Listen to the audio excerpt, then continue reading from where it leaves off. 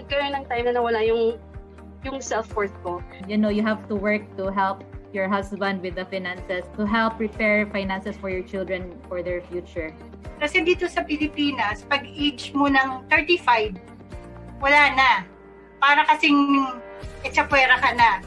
And it feels like hindi ko alam kung paano ko mag-gain yung confidence ko. Pag naging mom na sila, parang nawawala na yung career path nila. Kasi na-fed up ako sa sobrang traffic. So, papasok, dahil madaling araw, either mag-grab ako or mag-aangkas, which is malaki-laki yung expenses. The time spent with your kids and family are far more important than any job title out there.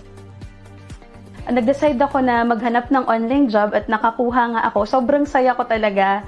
Kaya tinulungan ko rin yung iba kong mga mommy friends at nagkaroon rin sila ng sarili nilang online job. Kaya doon ako na-inspire at nag-decide na simula ng Filipina home-based moms. FHMoms community was created for mothers, for single women, for women professionals and entrepreneurs, for women overseas Filipino workers, for differently abled women, and even for young at heart women. FHMoms is a women community. Nung nagsimula yung FHMoms, hindi ko in-expect na ganito ka magiging malaki. Ngayon, meron na kaming more than 250,000 members nationwide. Dati, ang tingin ng mga tao sa amin, community lang. No? Ngayon, social enterprise na kami with different projects na tumutulong sa mga kababaihan. We have free webinars about freelancing, entrepreneurship, parenting, and personal growth. We offer online short courses as well as mastery courses with trainers' 1-year support. We also run a scholarship program and an internship program. We also facilitate charity activities where we are joined by community members as volunteers. Job matching program is something they can also look forward to, as well as e-commerce program. And to celebrate motherhood, we also have online bootcamp for kids. We also have the computer rent-to-own program for members who need assistance in acquiring a computer set. Aspire to be a strong-willed, independent woman. Mas gusto kong maging productive at saka naniniwala ako sa continuous learning. Inspire other women. Everyone was uplifting each other. Everyone was trying to help each other. In this world, you have to be more kind. You have to be more helpful because everyone is fighting their own battles, and you have to understand, you have to empathize. And that is what FHMoms is doing with all the moms out there. Even if you're not a mom, you would feel welcome. Empower each woman to be in their fullest potential. And most importantly, Mommy MK and the team model humility and generosity. Talagang ito yung very evident, which impacted me the most. So it gave me the desire to share freely to others what I learned freely from the FHMoms community. And I've always loved the community, the motive of the community, that is to change the world one mom at a time. Good job, FHMoms. Aspire, inspire, empower. Nothing is stronger than a community of women lifting each other up. To be among women who have genuinely tried to help people. This is something that I feel passionately about, and then this is something that I saw in FHMoms. God is good. Kasi parang naturo sa akin itong FHMoms na pinakita sa akin na kahit nasa bahay ka, kahit nag-aalaga ka ng anak mo, it won't stop na dun ka lang. Yun lang yung pwede mong gawin. Without this community, I'm not here in this situation. So FHMoms po yung nag-guide and nag-mold sa akin to be the best working at home mom I could ever be. Ang pinakamalaking impact sa FHMoms sa akin is their quote, which is moving forward, giving back. That's the very essence of FHMoms eh. That's what I like about this group kasi we encourage and inspire each other to keep dreaming, to chase our dreams. It's actually a big impact kasi if you are losing hope and wala ka ng gana and all, but because of this page, mapapasana all ka. Dahil sa online job, natupad ko yung mga pangarap ko at Ang pinakapangarap ko na lang ay matupad yung pangarap ng lahat ng mga mommies. Huwag tayong titigil na abutin lahat ng mga pangarap natin, masipagan pa natin at huwag tayong susuko. Kaya kung feeling nyo hindi kayo techie, feeling nyo hindi pasok ang edad nyo para dito sa online freelancing, huwag nyong iisipin yon kasi sobrang daming opportunities ang pwedeng ibigay sa inyo online. At nandito ang Filipina Home-Based Moms para suportahan kayo. Para sa mga naghahanap ng online job at gusto ring matuto pagdating sa online business, you can join Filipina Home-Based Moms Facebook group. My name is MK Bertulfo, CEO and founder of Filipina Home-Based Moms, and our goal is to change lives one mom at a time.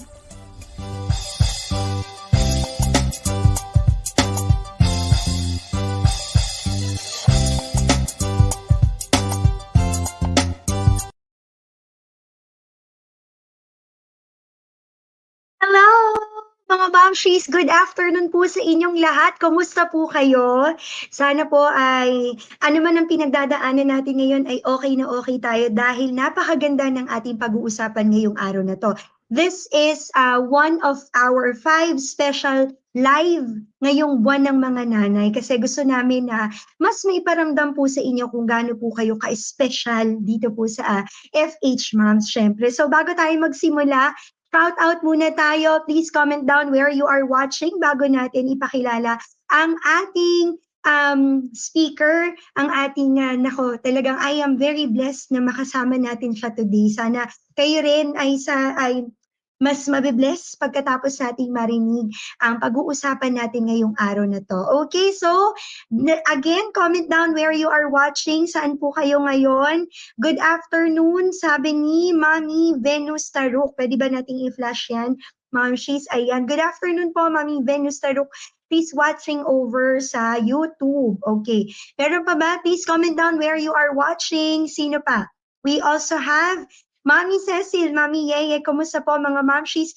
Maulang Monday. Yes, I agree. Watching from Cavite.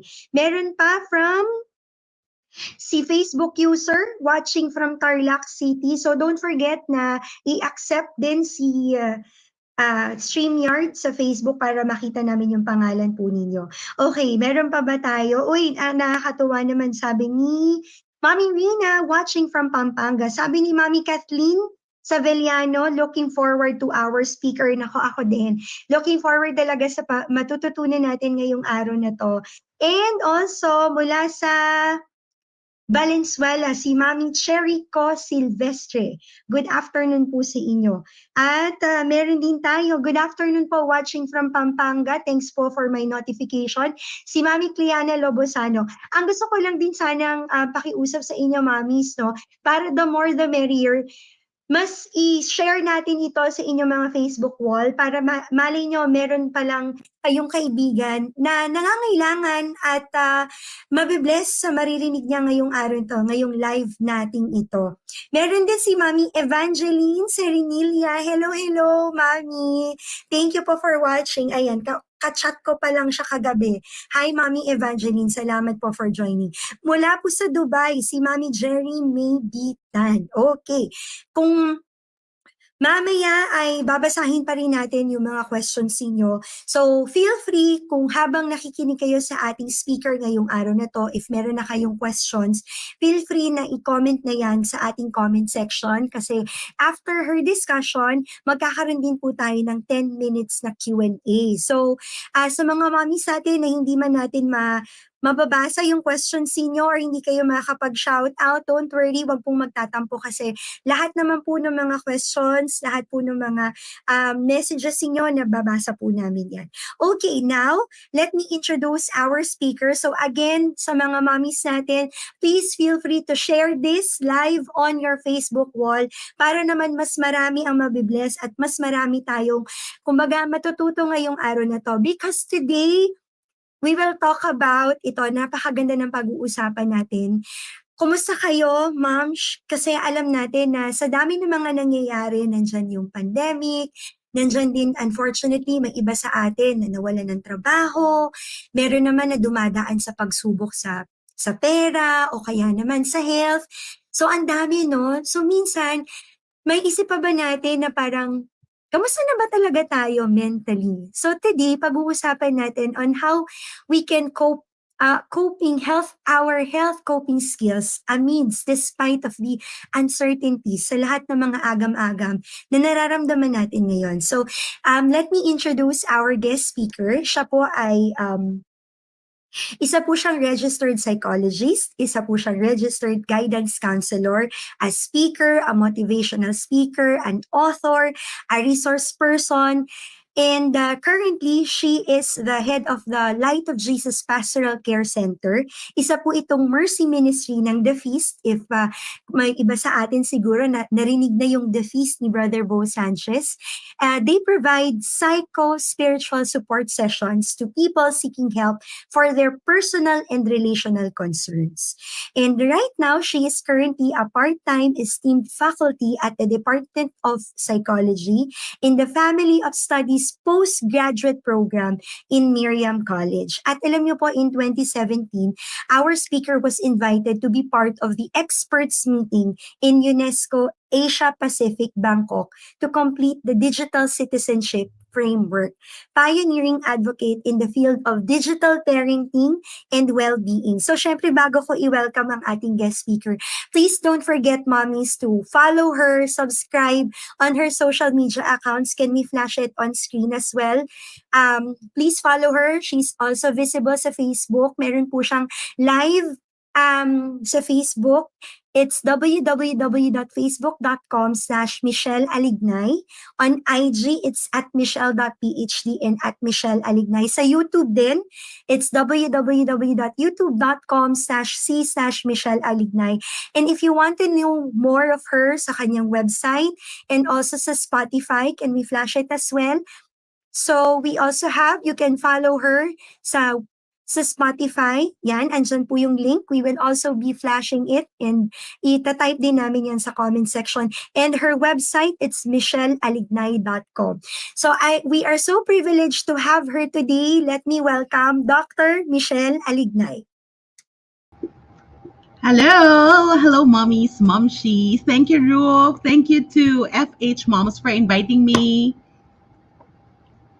So, magandang hapon, mommies. I am so delighted to just join you for this afternoon. One of my most favorite people to talk about is really moms, mothers, nanay, momshies. So, can you just tell me ano yung mga fulfilling? You are a mom of what? How many kids do you have? Can you tell me? I'm a mom of 2. I'm a new mom. I'm an aspiring mom. So, ilagay niyo dyan sa comment section. I am a mom of 2. I have a 12-year-old and I have a 15-year-old. But I have 2 kids in heaven. So I have 2 living kids, but I get pregnant 4 times. So alam niyo na ibig sabihin noon, 'di ba? So, yan, mom of 2. So lahat tayo, I know, parang at this moment in our history, no, in our time, parang it seems that tanungan tayo ng ating emosyon sa dami ng nangyari itong dalawang mula 2020. There's the pandemic. I know there's a lot of shifts. There's a lot of struggles also. There's a lot of stress sa buhay nating mga nanay, sa buhay pamilya natin. Alam ko na so many things are uncertain. Tama ba? Maraming nagbago. Maraming nagbago sa atin. So, I know that you are mostly either you're work from home or you're looking for work. But let me tell you, I've been working from home also. Even if I teach now, I'm working from home. I teach in the graduate school, so mamaya right after meron akong klase. So I think the beauty of it now is that I can see my kids. I can see my kids because they're online. So pero ngayon kailangan natin makita, no? Nasaan tayo bilang mga nanay? I know na itong mga nakaraang taon, itong nakaraang linggo na naman, tuwing may mangyayari sa ating history, tuwing may mangyayari sa pandemya, kasama natin itong eleksyon, up and down ang feelings natin. Tama ba? Kayo, ilang emosyon ba nangyari sa inyo nitong mga nakaraang buwan? Kasi nakikita ko yan parang itong tono nitong pandemic, when the pandemic started nitong March 2020, all of us, so many of us are actually in the stage of uncertainty. So, ang daming lumabas yung anxiety, ang daming uncertainty, tapos yung iba nagkaroon ng grief because they lost work, they lost people they love, they lost even they lost the connections outside. So, tuwing nagkakaroon ng surge na mag-lockdown ulit, alam nyo, nag-iiba-iba yung tono ng marami sa atin. And alam ko itong nakaraan, even the election has, created some form of emotional upheaval for many. So ang tanong ko sa inyo ngayon, sa dami ng nangyari, either hindi lang itong election, but itong pandemic season, ano yung madalas nyong emotion that you feel? Ano yung madalas nyong maramdaman? Ano yung madalas nyong kumustahin natin yung sarili natin? What is it that we're always, our state often, parang natatakot ba tayo? Kasi we're going to talk about kumusta ka, coping skill amidst uncertainty. So anong uncertainty ba to? Uncertainty of the future, uncertainty of this pandemic, ano mangyayari sa atin post-pandemic, uncertainty in the future for our kids. Naisip niyo ba yun? I think maraming mga parents, no? Kaya nag-iba yung, even though that kung ano man ang ating political affiliation, but still we are worried of what will happen to our kids' future. Kasi sabi nga, yung boto natin hindi para sa atin, kundi para sa ating mga anak. So alam ko, magkakasama tayo, we're on that same boat. Even though that we have different political stands, pero yun pa rin ang pinaglalaban natin, yung mga anak natin. So tingnan natin. So 2 of the moms here surviving lang, 1 day at a time. Tama. Anxious, worried, ano pa yung nararamdaman natin? So magandang tanungin, check with yourself, ano yung nararamdaman nyo at this very moment? Kasi napaka-critical niyan. Napaka-critical. Amid all this stressor, amid all uncertainty, how are you coping? Yun yung gusto kong tanungin. Kasi dyan tayo magko-focus. Amidst everything, amidst all the uncertainties, paano tayo nagko-cope? Paano natin tinutulungan yung sarili natin? Do you find ways to help yourself? Do you find ways to help yourself? Ito mga nakaraang araw, literally just 1 week, too many emotions happen all at the same time, diba? Ang dami talaga nangyari, ang daming mga emosyon na hindi natin kilala. Hindi natin nararamdaman.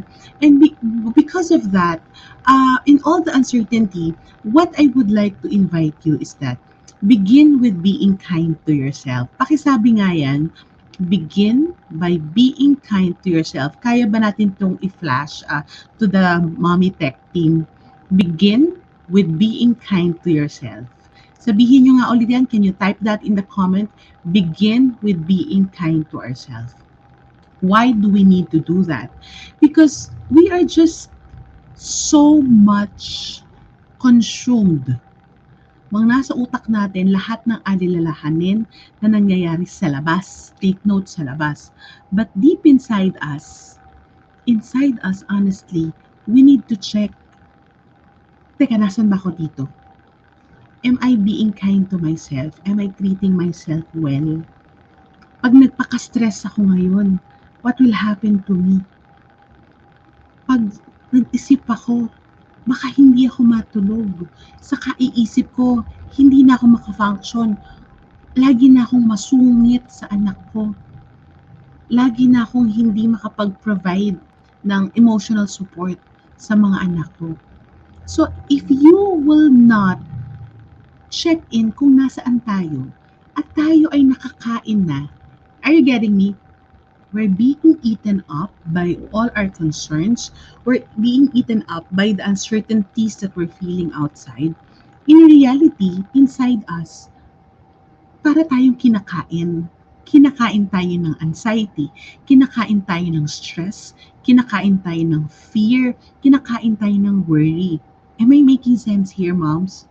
So, ang tanong ko doon, so kung tayo'y kinakain doon, paano mo tinulungan yung sarili mo? And in all honesty, hindi natin matutulungan yung sarili natin if we will not start checking in. So this is actually checking in. Kumusta ka? Hindi ko kayo kinukumusta. Kumustahin nyo yung sarili nyo. And how do you know that? How would we really check? It will really begin being kind to ourselves. You know, this afternoon, can you all clap for yourself? Yakapin yung sarili nyo. Kasi nandito kayo, you want to learn, you want to find ways how can you be better. You want to find ways, how can you actually make the most out of the learnings that we will have. Meron akong sad news, mommies. In all honesty, kahit na napakarami natin gustong gawin para sa anak natin, sa pamilya natin, parang we want to save the world, we want to be the best moms, lahat tayo ganyan ang peg natin. But do you know that we can only do so much? We can only do so much. And there's no other person who can actually support us, even if things are uncertain, than ourselves. Kahit na mahal natin ang asawa natin, kahit na mahal natin ang anak natin, kailangan natin alagaan yung ating well-being. So kung tayo mismo kinakain na tayo ng galit, our anxieties are, giving us insomnia already. Hindi na tayo matulog. Parang we're being eaten by guilt, anger, frustration, and we're panicking already. Alam nyo, nung nagsimula yung lockdown, ang mga mommies, talagang ang dami kong naramdaman na nanay na parang the anxiety is really going overboard. So if we're not going to be kind to ourselves and start taking care of ourselves, then our small and big efforts at home will be actually, where will it go? Nowhere. Because to begin with, we cannot give what we don't have. Can you say that with me? We cannot give what we don't have. So that's why we have to begin being kind to ourselves. So I know that the past few days, sobrang daming nangyari, diba? Sobrang hindi natin alam, so paano nga ba yung future? And we are being eaten up by our thoughts, diba? Nakikita ko tong sinasabi ng isa, meron dito nagsabi, that's what we're experiencing right now, ang hirap. Kaya tayo nahihirap, it's because we're trying to control so many things that are beyond our control. So the first thing that we should do with our thoughts is to check what's inside there. That check nyo sa sarili nyo, ano nga bang nasa isip ko? Ano nga bang mga fears at apprehension ko? Kung kaya nyo i-type sa comment section para maramdaman natin na, ay, hindi lang pala ako yung nag-worry ng ganito. You can type it in the comment section. You type there, ano yung nararamdaman mo? Ano yung pinagdadaanan mo? So ilagay nyo dyan kung ano at kailangan natin tingnan at paano natin tutulungan yung sarili natin. What are the usual thought patterns that's filling your head? Hindi ka matulog dahil dyan. Ano yung mga crippling fears, insecurities that you are having? Meron ba? Kaya nyo bang ilagay dyan? Mag-iintay ako kung meron tayong mga comments dito sa comment section, no?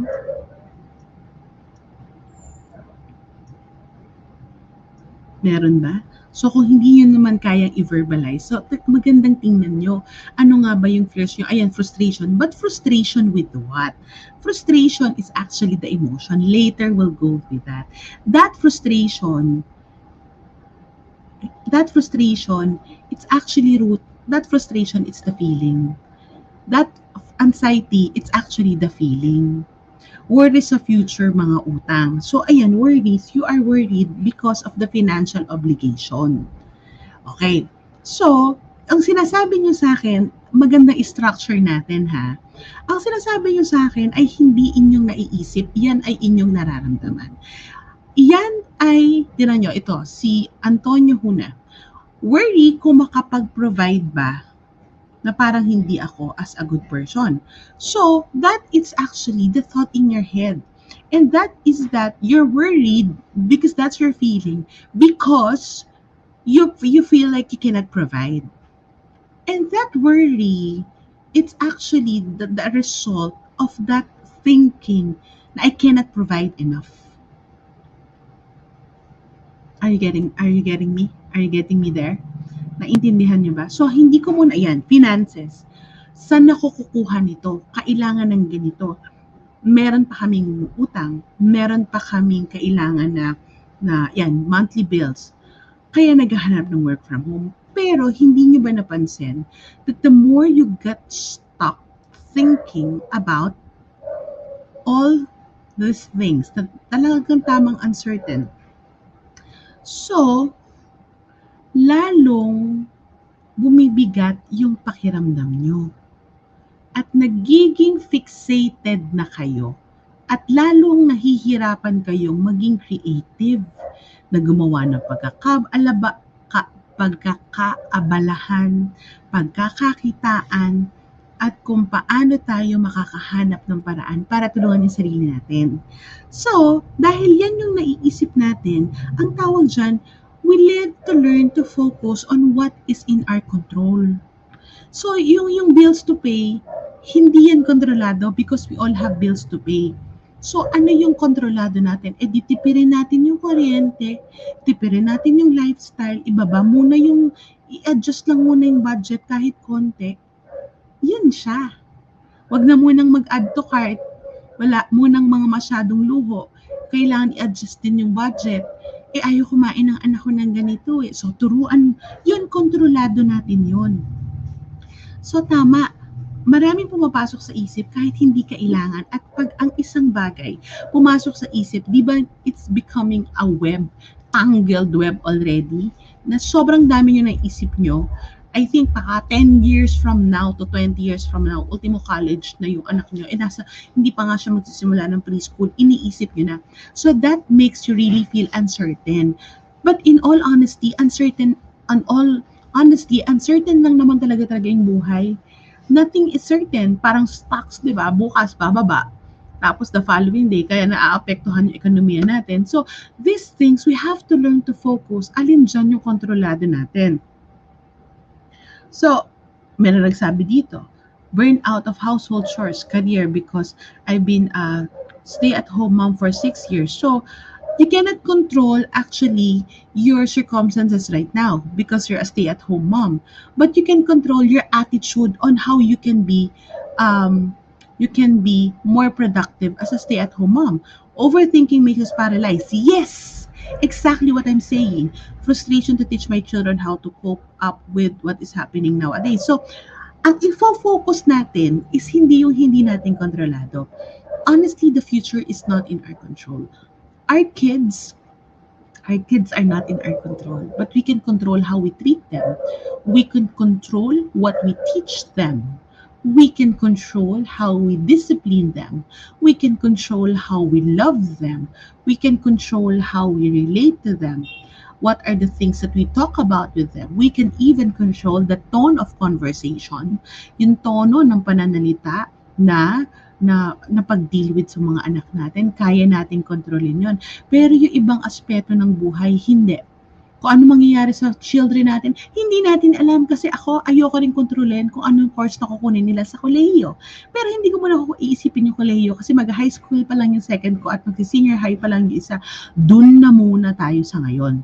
Hindi masamang mag-prepare sa future. Pero kung kakainin lang tayo ng future at we cannot live in the now. Are you getting me? Am I making sense? We cannot live well. We cannot be happy, we cannot be fulfilled, at even our health and well-being is suffering in the now, then it's not going to be worth it.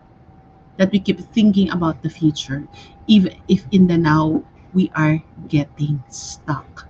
So we have to focus on what we can control, and we have to let go kung ano hindi natin kayang kontrolin. Gobyerno, pandemya, hindi natin kayang kontrolin yan. So most of the time, ang ginagawa natin, tinatry natin kontrolin sa utak natin yung mga bagay. So, kailangan yung i-reframe. Can you say with me, i-reframe? We have to focus on things that we can control. Alam niyo, pinakamaganda dito, mommies, you get a paper. I love papers. You get a paper and a pen, isulat nyo dyan ano yung mga bagay na laging iniisip nyo. Tapos makikita nyo dyan, it will actually speak to you. Alin dyan yung kontrolado ko, alin yung hindi. And from then on, you will realize, wow, marami pala akong iniisip na hindi naman dapat maisip. 'Di ba? So, kailangan makita natin paano natin gagawin unti-unti. Start catching yourself. Pag nalulunod na kayo, pag nag-iisip na kayo, teka, ang laging yung titingnan, is this for tomorrow or this for today?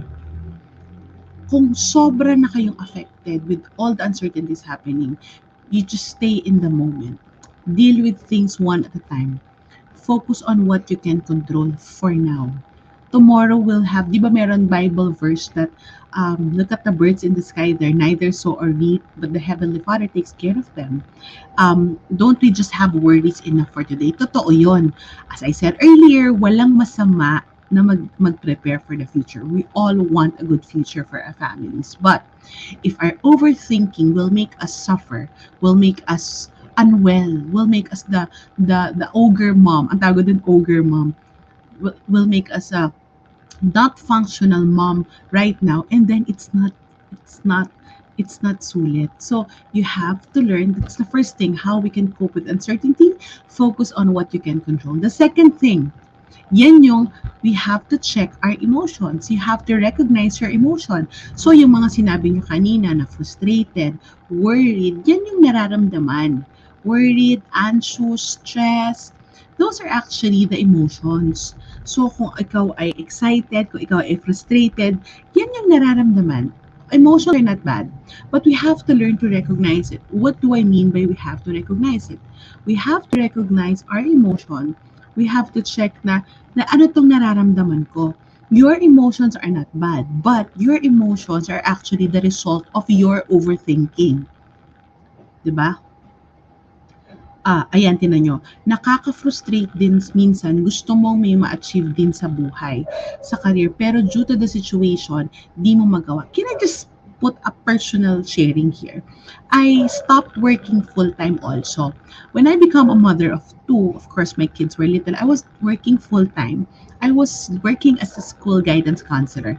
I stopped working full-time kasi inisip ko, I need to be where my kids are now. I need to take care of my kids now. Pero itong sinabi ko sa sarili ko, season lang to ng buhay ko. So I would like you to check, your frustration might be pointing you to an inner need. So anong need mo? Maybe you have a need for achievement. Maybe you have a need for being recognized for the sacrifices that you had. Maybe you have a need for rest. Napapagod ka rin. So you have to check, anong need ko dito? Anong need ko dito? So, alam ko na mahirap yung sitwasyon ng marami sa atin na stay-at-home moms. I've been like many of you. Nagsisimula pa lang way back when my daughter is, I went into online selling. Nag-online selling ako noon sa Multiply pa sa sulit.com, so you can gauge what age was that. That's just, bago pa lang ang lahat online. So I did that. And my MA holder ako niyan at meron na akong license as a guidance counselor when I did that. Because I know that I want to be functional. I need to be productive, even if I am taking care of my kids. Because I told myself then that I hope that you will also try to capture that this is just a season. Hindi to forever. Because alam ko sa sarili ko, deep inside me, I would like to still continue doing my work. But because that I want that motivation for me to be the best mom for my kids, for me to give that best time for my kids. I want that to serve as a motivation and not to be a source of frustration. Did I ever get frustrated that I stayed home? Actually, no, because it's part of my decision.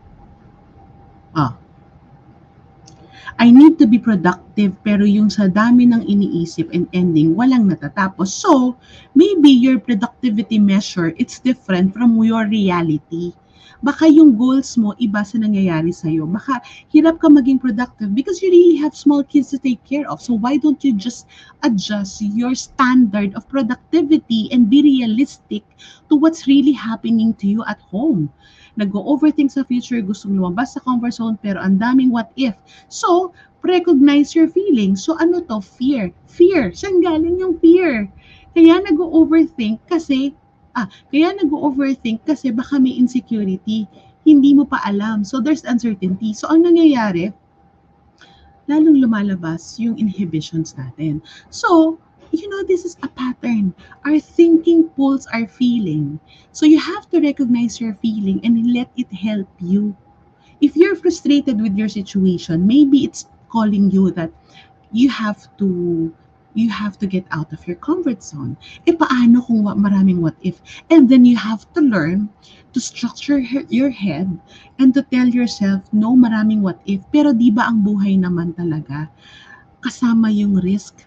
Friends, huwag kayong maniniwala na perfect agad yung buhay. Kumbaga sa isang shot na maganda, na ipopost nyo sa Instagram or in your social media feed, siguro mga nakalima muna kayo na try bago narating yon. So hindi lahat. So I don't know if you who are the social media people you're following, but you have to check, is this realistic? Is the what if taking me somewhere? Is my standards taking me somewhere? And also I think you have to recognize your feeling. Is this jealousy? Is this envy? Baka naman kaya ka nahihirapan because you're actually comparing yourself to other people. Comparing yourself to other mothers, bakit nagawa niya, bakit ako hindi? As early as now, I would like you to realize, moms, iba-iba tayo ng talento. Iba-iba tayo ng circumstances sa buhay. Iba-iba tayo ng ways of coping. Pero alam niyo, sigurado ko meron tayong talento. Sigurado ko marami tayong kayang gawin. At sigurado rin ako, kailangan natin ma-recognize yung kakayahan natin.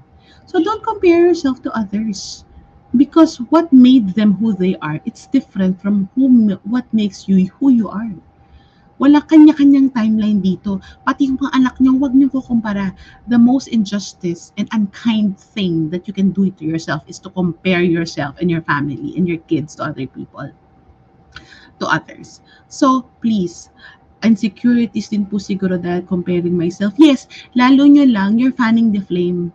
Ito yung sinasabi ko, so you're adding to your own stress.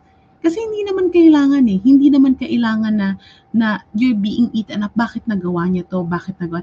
Alam nyo, when I stopped working, that was the time that blogging is starting. Nagsimula yung mga bloggers, hindi vloggers, blogs.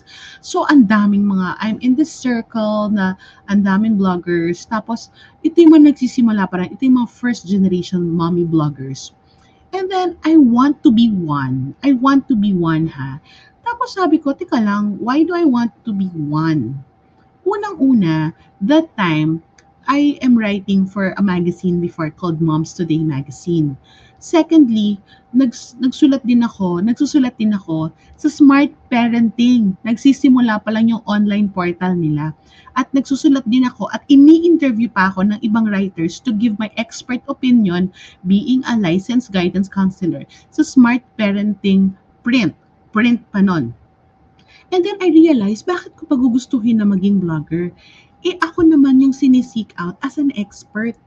Am I making sense? So sabi ko, kahit kung nawala man yung trabaho ko ngayon, pero yung competency ko, yung kakayahan ko, nasa akin pa rin yun. And nobody can take that away from me. So it's up to me to continue using my gifts and my talents and my abilities. Before that insecurity crop in, because of looking at social media na bago pa lang dati, at looking at other people, I check with myself, who am I? Where am I? What are my innate potentials? So, baligtad sa akin, I always say, kung kaya niya, kaya ko din. Hindi ako naniniwala dyan. I'm sorry to say. Because I don't want to motivate myself because of other people. Because we have different circumstances. I would just rather say that, yes, I can do it at my own capacity. So, I don't know with you, but if that helps you, hindi ko rin, ang hate ko rin na ginagawa sa mga anak ko, wag na wag din silang gagawin. Yun din, ayaw din na ayoko rin na i-compare sila ng mga teachers nila. Am I making sense? So, you have to check saan ba galing yung emotion mo. So, let your feelings speak to you. Use your feelings para hindi mag-emote, pero para kausapin ka. Para pakilala sa'yo ng mas malalim ano yung nasa loob mo na ayaw mong aminin. Because all your feelings will always point you to a need. Your feelings will always point you to the real person that you are. Kasi madalas ang feelings hindi yan nafe-fake. Nafe-fake lang yung the way we project. Even natatakot ka, sasabihin ng utak natin natatakot hindi ka natatakot, okay lang ako. Pero, in all honesty, takot tayo. Takot tayo na ayaw lang nating aminin. Our feelings are uniquely ours, but if you know how to harness the power of your emotions, you will be very more effective in life. And emotions are not bad, even though that you're angry, even though you're scared, even though you're frustrated, you can always allow it to teach you, what can I do better? If I'm afraid, can I use the power of prayer to navigate my situation? If I'm anxious, can I just, breathe first? And I'm frustrated, can I just rest? So, tinuturuan niya tayo na maging totoo sa sarili natin para we can grow from these circumstances. Even though it's uncertain, we have the power to access our emotions. So, am I making sense here? So, the first one, it's the focus on what you can control. The second is focus on the first one, focus on what you can control. The second, recognize your feelings. The third aspect that I would like you to realize is that how can we do something creatively? Do something creative. Do something creative. Baka sabihin niyo sa akin, pero Doc, wala na akong time. I don't know. Hanap ka. Gawin mong iba. Gawin mong iba yung routine mo. Do something creative. What meaningful activities can you engage in? Can you take a walk? Maybe your kids are smaller. Ako nung small yung kids ko, I think I would put them in stroller. My daughter, I will put her in stroller so I can take a walk in the neighborhood. So, and then gawin mong playtime yung anak nyo, yung exercise mo. Do something different. Do it with your kids. Do it for yourself. Do something creative. Why? Because of the uncertainty, we're clinging only to the news, to social media, kung ano yung mga sa chat group natin, na lalong nakakadagdag sa alalahanin. Pero you can actually try to detox yourself and try to choose the influences that you will allow yourself to be in. This pandemic, ang naging hobby ko, I'm making cold processed soaps and handmade balms. I'm just so happy to be able to do something different. Tapos na-rekindle ko, there were times na I have to learn watercolor. Salamat sa Pinterest. I'm not much into videos. I'm not much into YouTube. So Pinterest will just work for me. So there. So you have to do something creative. I would like to catch this question. Career-driven woman, pero nung nag-stay-at-home mom, na bumaba yung self-confidence, parang ang hirap o nakakahina, nahihiya makipag-usap sa iba. Paano kaya mabailik yung confidence? Okay, at babalik ko sa yung tanong, bakit sa tingin mong bumaba yung confidence mo? Maybe, you're comparing yung level ng iba sa sarili mo. Maybe kinalimutan mo na rin yung sarili mo. Kaya yung confidence mo, hindi mo mahanap. So if you say you're career-driven, what is that driving factors why you're driven in your career? Because of finances, because of status, or because of the position? Because I believe a career should be driven by mission, should be driven by purpose. Bakit ko to ginagawa? Kasi ito yung talento kong binigay sa akin ng aking Panginoon. So, gagamitin ko to para lumago yung buhay ko. Gagamitin ko to kahit maliit lang. I have the best cookies in the world. If only that one product can be your gift to the world, and so be it. My God, ang galing-galing niya gawin to. Ang galing niya mag-embroidered. Oh my God, that's a gift that you can give to the world. Even if that's one thing that you can do it and give it to the world. So you have to check, what is your definition of career? What is your definition of confidence? Paano mo maibabalik? Check mo yung heart mo. Check mo yung posture of your spirit. Are you driven by the money and the position? Or because are you driven also by your gifts? So kilalanin mo ulit yung sarili mo. So you have to do something creative to get in touch with the creative side of you. So sa mga nawawalan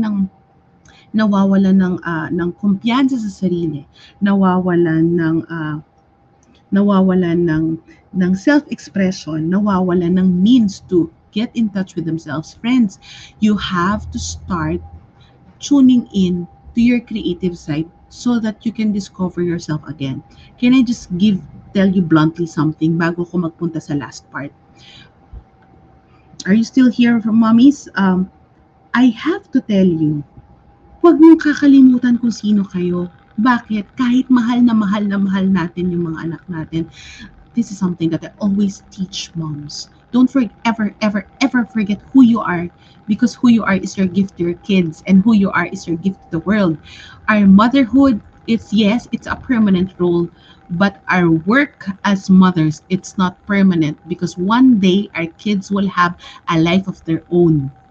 Mabilis lang magpalaki, mahirap lang yung sitwasyon kasi nandun tayo sa gitna na yun.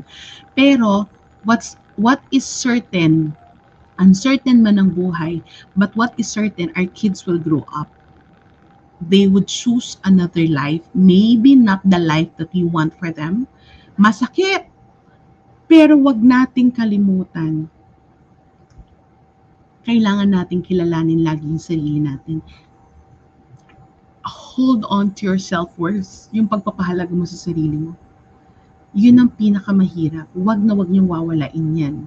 Kasi pag yan ang nawala, kaya tayo nahihirapan mag-bounce back. And I'm making sense here? Are you still with me? So the last thing, do something creative. Even if the smallest hobby, try to go back to the time when you were single. What is that thing? Ako, I love craft. So go back to the things that makes you happy. Go back to the things that makes you really joyful. And the last thing that I would like to share with you, you have to ensure self-care. So ibang topic yan altogether, but I have another word for you. You have to self-advocate. As I told you, what is certain is that our kids will grow up. What is uncertain is that we don't know what the future holds. Pero itong sigurado ko, kaya kailangan nating alagaan yung sarili natin. Kasi even if we would like our kids to take care of us, we cannot depend our lives on them. Even if you want your husband or your family members na asikasuhin nyo naman ako, magpapansin tayo sa kanila, what if nobody would mind us? So, wag natin maging issue na wala naman nag-aasikaso sa akin. Asikasuhin natin yung sarili natin. So, you have to.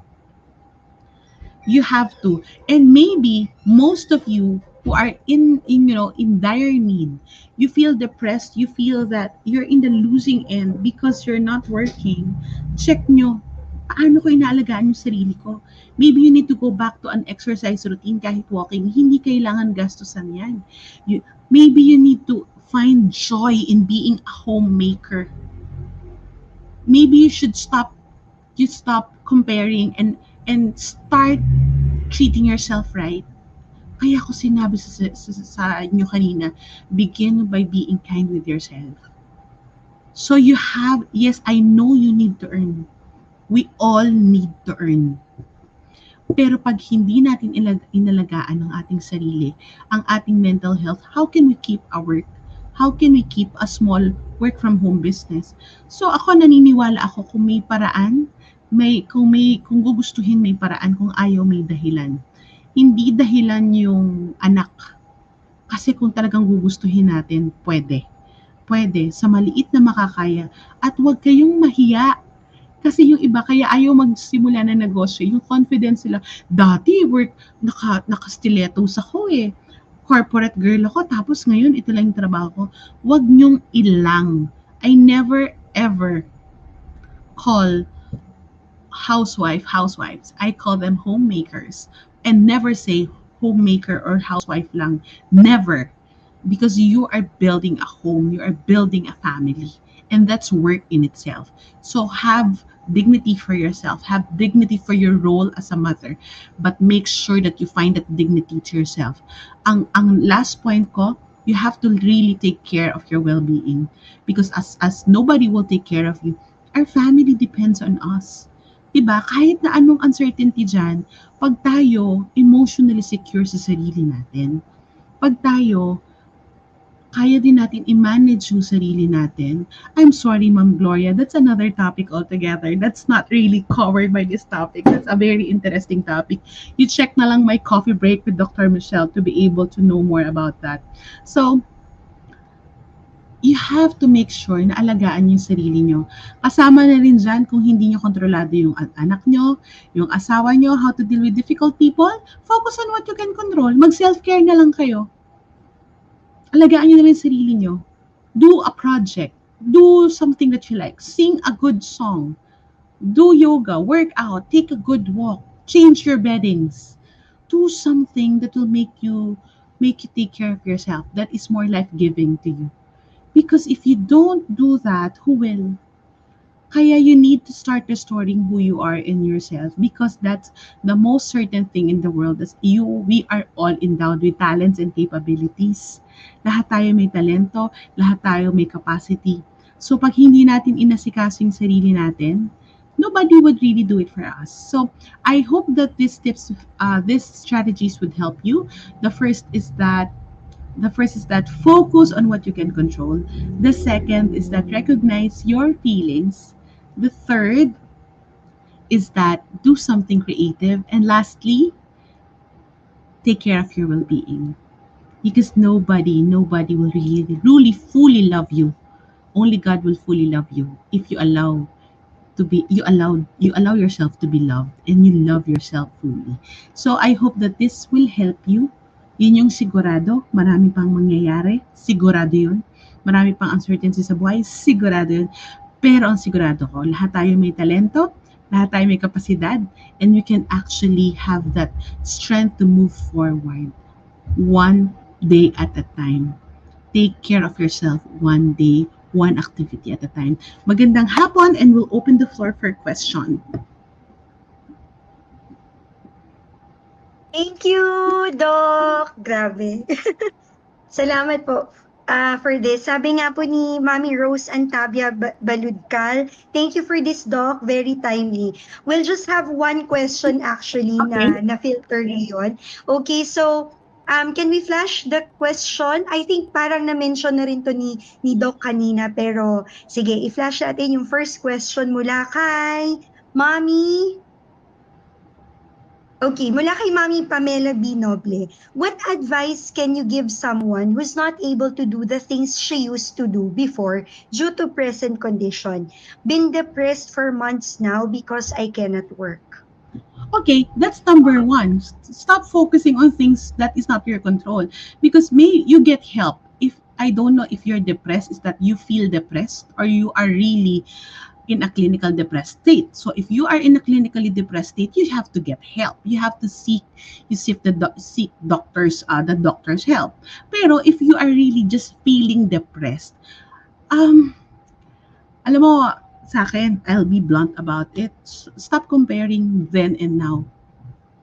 Kasi yun yung fixation eh. Kung hindi mo man kino-compare yung sarili mo sa timeline ng iba, kino-compare man yung buhay mo sa buhay ngayon. Kaya, we're being eaten up by the past, by that comparison. But this pandemic has taught us na not all things in the past are applicable to our present. So you have to take note that not all in the past is applicable to our present. So you might just be fixated in the past. That is dragging you down. And sayang, kasi lumalaki yung mga bata. Baka pwedeng mag-focus tayo sa kung ano yung pwede natin gawin with them to nourish our relationship with our kids. I hope I answered that. Thank you po, Doc. I think wala na tayong questions. So, Doc, before we say goodbye to you, sobrang precious talaga ng oras na to, and nakikita ko yung mga comments sila na aangkop ang topic sa situation nila ngayon. Doc, your final message, and baka po meron kayong upcoming event, and feel free po to promote your social media accounts. Like what we've mentioned a while ago, meron pong Facebook Live lagi si Doc, and sobrang helpful po siya mga moms. So please don't forget to follow her sa kanyang social media accounts. Doc? Wala naman akong major thing that I will promote. I'll promote na lang my books. I'll promote my book. I have 3 books. The other one is The Growing Apart, Raising Pinoy Kids in the Digital Age. But I will promote, wala yata akong hobby dito. I'll promote my 2 books sa mga mommies na baka midlife ang pinagdadaanan nyo. This is one of my books, The Beauty of 40, Unwrapping the Gift of Midlife. It might answer your questions about the self, lalo na dun sa mga nasa 30 onwards. Baka ito na to. And then there's another book that I have. It's an award-winning book, The Family Goals, Embracing the Imperfections of Family Life. Those 2 books, Beauty of 40 and the Family Goals book, it's available at feastbooks.ph. You can access Feast Books. Feast is the Feast community, which I am part of. You can access that also either in Facebook, in Lazada, or in Shopee. So I know that these books have helped a lot of people, and it might bless you also. So come and follow me in my social media page also. I have so many articles and quotes in my Facebook, and it's meant to bless moms like us and to bless the world also. Much, Doc. Maraming salamat po sa oras ninyo and we feel so blessed for having you today at talagang maraming mommies ang kumbaga eye-opener ang nangyari ngayong araw na to. Doc, sana po makasama po uli namin kayo next time. Maraming salamat, Doc. Thank you. God very bless much. mommies. Thank you, God Raf. bless. Thank you, po. FHMoms.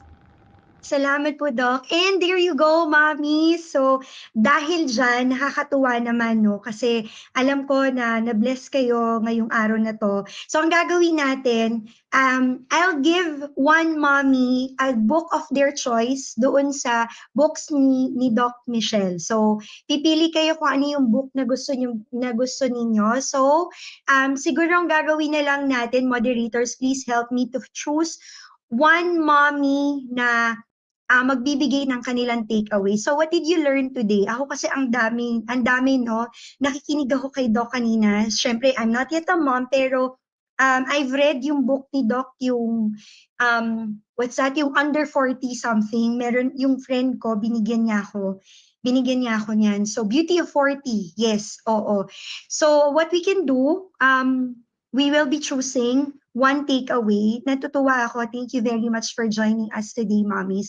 And talaga namang, honestly, it's been my dream and our dream ng FHMoms na ma-invite si Doc Michele dito po sa FHMoms. So, we are so blessed na talagang ngayon, finally, it happened already. Kaya, one way of giving maybe a gift dun sa mami sa nanonood ngayon. Siguro ganito, sige, please type down your takeaway. Not necessarily naman kailangan mahaba or maiksi. Basta yung something na tagos sa puso, and then we'll just choose one. Tapos ako na bahalang PM sa inyo via messenger. Ayan, via messenger para papiliin kung anong book ni Doc Michele yung gusto nyong magkaroon. Ayan. So, again, dun sa mga mommies natin, siguro what a great way for us, yung mga nandito pa sa live, nanonood, 90 pa tayo. For each one of us, please don't forget to follow Doc Michele on her social media accounts. Let's flash it once again. Meron siya sa Facebook. It's Michele Alignay. On IG, dalawa at michelle.phd tsaka Michele Alignay. Even on YouTube, Michele Alignay din. Please search it. Follow and subscribe kay Doc Michele. If you want to know more about her talks, yun, I think if I'm not mistaken, once a week, meron siyang mga webinar, meron siyang live sa Facebook. So, panoorin niyo po siya. Sobrang ganda talaga. Ang dami niyong matututunan. And alam mo yon, ramdam niyo ba that whenever she speaks, parang it really goes through your heart? Sobrang tagos sa puso no? Lalo na yung ano ko dun sa parang, you should not compare yourself na, it's very applicable not only to the mommies but also sa singles, sa mga nasa mommies na who are in their late 50s na, yung kumbaga retirees na, parang minsan, di ba, we tend to compare ourselves, pero minsan, yun pala yung nagkakos ng depression sa atin, nagkakos ng anxiety, ayan. So, yes, alright, so may mga napili na tayo. Again, please don't forget to like and follow Doc Michele Alignay on her social media accounts. And, sige, we're gonna read yung mga nasala, no, na filter ng ating mga moderators. Thank you once again sa ating mga moderators. So, sorry, pipili lang tayo ng isa, pero definitely we love reading your takeaways, your messages. Ayan. So, pipili lang ako, pero yung ifa-flash na lang siguro sa screen yung mananalo. So, sabi ni Mami Joel Marcelino, don't focus on what you cannot control. Sabi ni Mami Rose Antabia Baludkal, we need to take care of ourselves so we can give more for our family. Self-love is the key. We always tell that sa mga webinar natin. We cannot give what we don't have. Yan, we cannot give what we don't have. Self-love talaga is the key. Yes, definitely. Ayan. Alright, so again, sige, hindi pa sila daw nakakapamili. Sige, magbabasa na lang muna kami. Mamaya na namin i-announce yung winner. Ayan, si Mami Joel. Si Mami Kitin Doroin Raimundo, I learned today to be positive in life, recognize your feelings, and focus on things you have control. Keep motivating yourself always. Sabi nga, di ba, our feelings are valid. Yes, totoo yon. Your feelings are valid. Whatever you're feeling right now. Pero ako naniniwala that there should always be a deadline. Kunyari, if you feel you're grieving, you feel sad, pero you really have to push yourself na after this, I really need to help myself na mag-move on or mag-move forward. Ganyan. Si Mami Frances Anya, you cannot give what you don't have. If you won't have enough light in you, paano ka mag-share sa family mo? And emotions are valid. Definitely, I agree. Emotions are valid. Okay. Mami Pamela Noble, do not compare yourself and your family to anyone because we are all different. Yes. Gustong-gusto ko yung sinabi na bawat isa sa atin merong talento na tsaka yung parang wag mong i-compare yung nangyari sa'yo in the past sa meron ka sa ngayon. So, naniniwala talaga ako, you just really have to find your niche, find what you really love most. And that can really help you kung ano yung career na gusto mong itahak if ever you want to pursue yung pagtatrabaho. Ayan. Mami Elena Echeverria Mendoza, take care of yourself too. Don't focus on the things you cannot control pala. Be creative. Help yourself to keep your sanity. Don't overthink. Ay nako, I agree. Tsaka alam mo, naniniwala talaga ako. Minsan na ako din, guilty ako sa pag-overthink. Minsan, yung pag-overthink, nakakasama din siya sa kalusugan, lalo na sa mga organs. So sabi nila, we have these certain organs daw na when we overthink, sila yung medyo napapasama or nagkakaroon ng negative effect. Yan. Sabi ni Mami Ella Sheila Sevilla, ang dami ko pong natutunan this afternoon. Dapat talaga kontrolin yung pwedeng kontrolin. Focus on what you can control lang. Life is uncertain, but do productive things. Promise na kulangan pa ako, Doc Michele. Gusto ko pa po. Kaya naman, ma'am, don't forget to follow Doc Michele sa kanyang social media accounts. Promise, you'll really, kumbaga, ang dami mong matututunan and you'll feel blessed every time you hear her talk. Ayan. Si Mami Bronx V, self-love and let go of the things we cannot control. Direct to the point. Okay, si Mami, Ma'am Gian Guillermo, major takeaway, do not belittle yourself. You've got so much power to help yourself and others. Comparison to others is a joy kill. Everyone is unique in its own way. Oh, okay. Thank you very much po. Now, okay, so our winner, maraming salamat po sa lahat ng mga nagbigay ng kanilang takeaways. Can we flash it na kung sino yung winner? Okay, congratulations to you. Pakihintay po yung aking PM, ma'am. Sabi ni Mami Elena Echeverria Mendoza, take care of yourself. Don't focus on the things you cannot control. Be creative. Help yourself to keep your sanity. Don't overthink. Yay! Congratulations to you, Mami Elena Echeverria Mendoza. Again, sa mga mami sa atin, maraming salamat for joining us today. This is just the first of 5 special webinars that we will be having for this month of May. Meron pa tayo yung, we have rated SPG, Maharot na Usapan. So if you're comfortable and you want to know and you want to join our Zoom webinar, it will happen sa Zoom lang po, hindi po siya i-broadcast live. Please don't forget to register.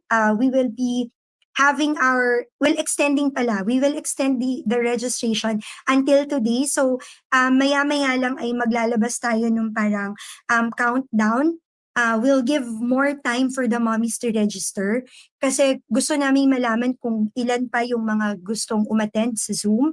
And then, we also have a webinar on how to be confident in front of camera. So, abangan niyo po yan next week.